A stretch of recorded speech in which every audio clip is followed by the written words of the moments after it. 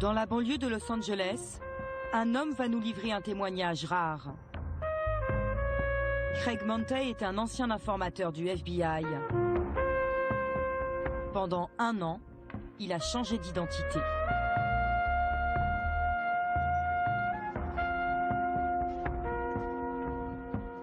Chaque matin, il devenait Farouk Aziz, son personnage de couverture. Ce sont les agents du FBI qui m'ont donné ces vêtements pour que j'ai vraiment l'air musulman. Musulman, Craig ne l'est pas. Comme beaucoup d'informateurs, c'est un ancien trafiquant de drogue. Pour éviter la prison, il renseigne le FBI dans les années 80. Il y a 7 ans, l'agence fédérale lui propose 9 000 € par mois pour infiltrer des mosquées, équipé d'un micro, caché dans ses clés. J'en avais une douzaine comme celle-ci. Je laissais mes clés traîner dans la mosquée, dans le bureau de l'imam, chez les gens. Et je revenais plus tard en disant que j'avais oublié mes clés. C'est comme ça que j'espionnais les gens. J'étais réputé dans la mosquée pour oublier mes clés partout. La mission de Craig Montey, repérer dans les mosquées des musulmans radicaux susceptibles de planifier des actions terroristes. Son opération a eu lieu en 2007, 6 ans après le 11 septembre. À l'époque, le traumatisme est toujours là. Après le choc de 2001, les pouvoirs des services de renseignement sont renforcés. Des centaines d'opérations de surveillance comme celle de Craig Montey sont menées à travers le pays. Débusquer des terroristes devient une priorité. Sur le terrain, les informateurs sont sous pression. Au bout d'1 an d'infiltration, Craig ne trouve aucun suspect. Le FBI lui demande de continuer. Je leur mettais la pression en leur disant des choses du genre « Un vrai musulman ferait le djihad. Un vrai musulman ferait la guerre contre un État infidèle qui a envahi son pays, violé ses femmes. »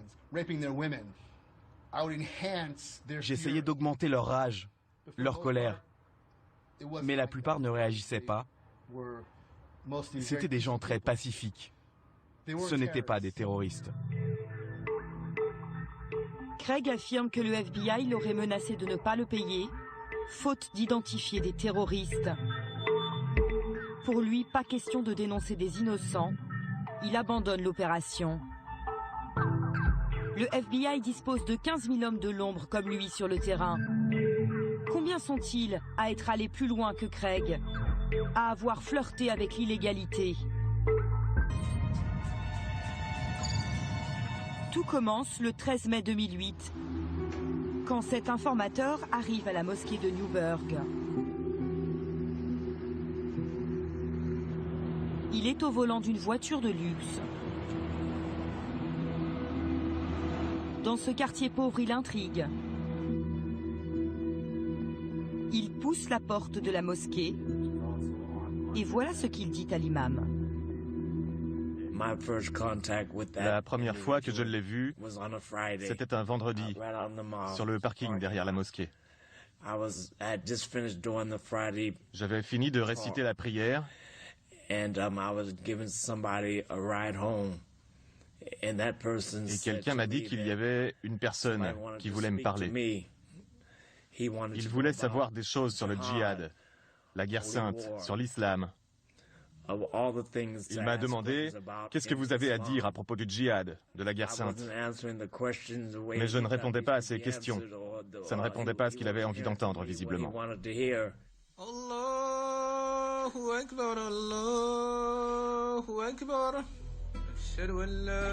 L'homme s'appelle Shahid Hussein. Auprès des fidèles, il se fait passer pour un riche Pakistanais récemment arrivé aux États-Unis. Tous ignorent qu'il travaille pour le compte du FBI. Il est ici en infiltration, censé repérer des musulmans radicaux. Pour cette mission de surveillance, des micros et des caméras ont été disposés partout. dans la maison que l'informateur a louée pour l'opération et dans sa voiture. Le premier homme qui l'approche, c'est lui, James Cromity, un ancien dealer de crack des quartiers pauvres de Newburgh.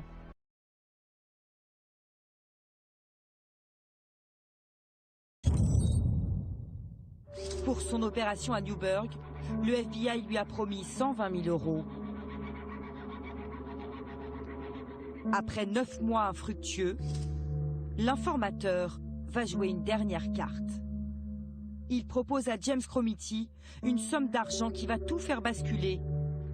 Écoutez leur dialogue, révélé par les écoutes téléphoniques du FBI. Allô? Tu te souviens de moi, mon frère? Parle-moi. Écoute-moi, écoute-moi. J'ai quitté la ville, j'ai tout laissé. Je suis parti, c'est tout. Mon frère, je peux te faire gagner 250 000 $, mais tu ne veux pas. Qu'est-ce que tu veux que je te dise? Ok, viens voir, mon frère. Face à la promesse de ces 250 000 $, James Cromity finit par céder. Il recrute David Williams, un habitant de son quartier, lui aussi ancien dealer de crack. Les voici tous les deux avec Shahed Hussein, quelques jours plus tard. L'informateur a créé une cellule terroriste. Il va aussi leur fournir le scénario d'une attaque et des cibles très précises. C'est Shahed Hussein qui parle. On va commencer par la synagogue. On revient et on fait ça après. C'est quoi? Les avions. L'informateur Shahed Hussein définit 2 lieux d'attentat. Cette synagogue du Bronx et cette base militaire. Au final, il a réussi à entraîner 4 hommes dans son complot.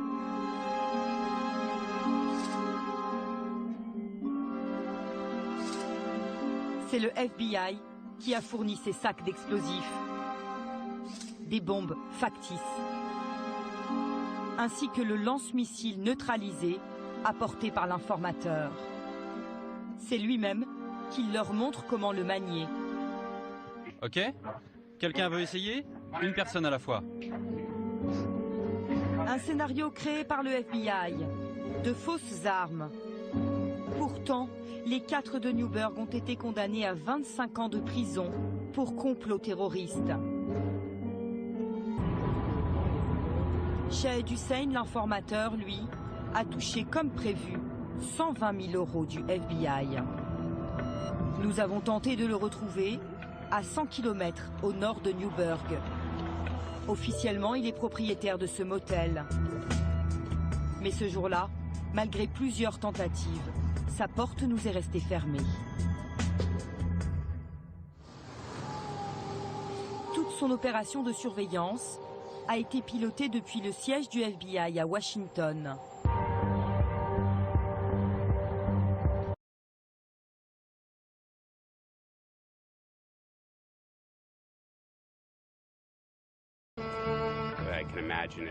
À l'époque où je faisais mes opérations d'infiltration avant le 11 septembre, si je voulais ouvrir une enquête pour terrorisme sur des personnes, le FBI m'aurait demandé à quelle organisation terroriste ces hommes sont-ils affiliés.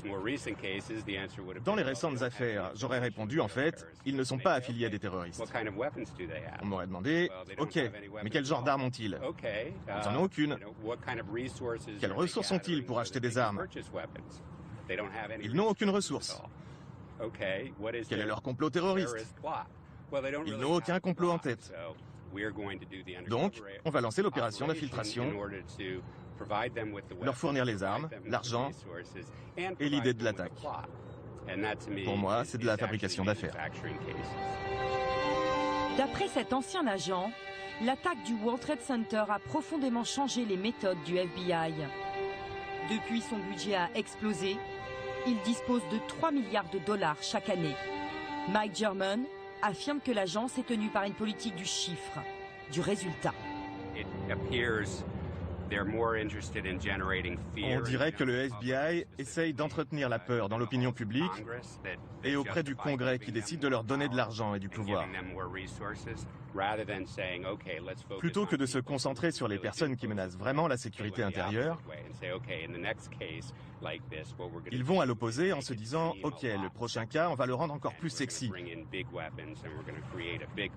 On va apporter des grosses armes, un complot qui fait peur et on va faire en sorte que les gens appuient sur la gâchette pour que cela ressemble le plus possible à quelque chose de sérieux. »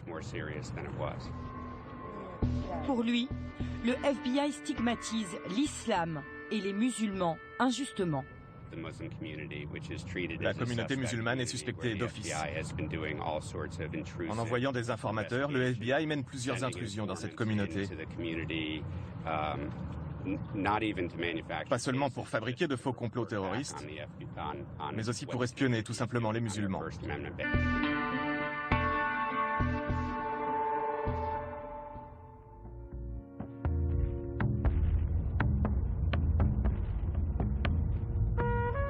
Après un an d'infiltration dans la communauté musulmane de Californie, Craig Montey, l'ancien informateur, n'avait trouvé aucun djihadiste.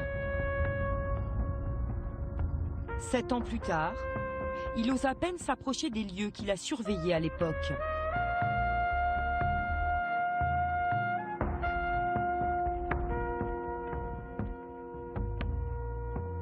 I find that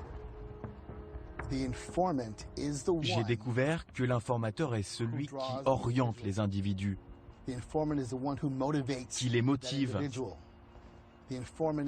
qui les pousse en leur donnant de l'argent parfois. Vous enlevez l'informateur, il n'y a pas d'affaire.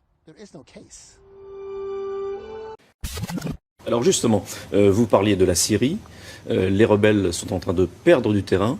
Est-ce qu'il faut les armer ? Pour que les soldats de la résistance puissent se défendre, il faut qu'ils disposent d'armes. Parce que Bachar, lui, il a des avions, plus de 500, il a des canons puissants. Qui va les armer ? Il y a déjà des armes qui leur sont données par des pays arabes. Il faut que les résistants puissent avoir les moyens de se défendre. Le fils de M. Erdogan d'être celui qui organise la contrebande du pétrole. On veut vraiment en finir avec Daesh, ou si au fond, ce groupe n'a pas été instrumentalisé par toutes sortes de gens régionales, parce qu'à la fin des fins, c'est une bataille de puissance régionale. Donc, monsieur David Pujada, je me pose la question de savoir si vraiment tous ceux qui disaient qu'ils voulaient en finir avec Daesh avaient vraiment envie de le faire. Pour reprendre votre mot, exécuter. Exécuté et manipulé depuis très longtemps et en relation très étroite avec les services de renseignement. Il dit qu'ils l'ont envoyé dans une série de pays arabes et qu'il dit à plusieurs reprises « Pourquoi est-ce que vous me tuez? Vous savez que je suis innocent. »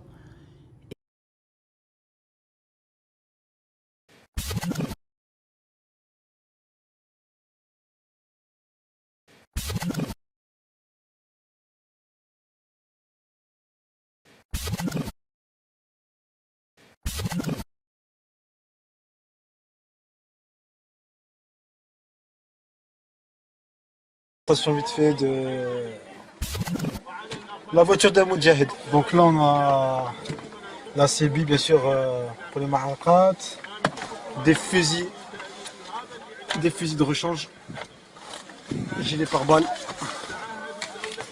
On sait jamais qu'est-ce qui peut arriver.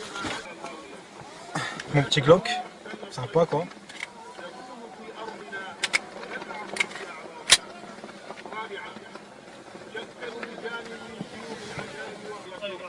Je vais vous présenter mon petit bébé M60, Masha'Allah.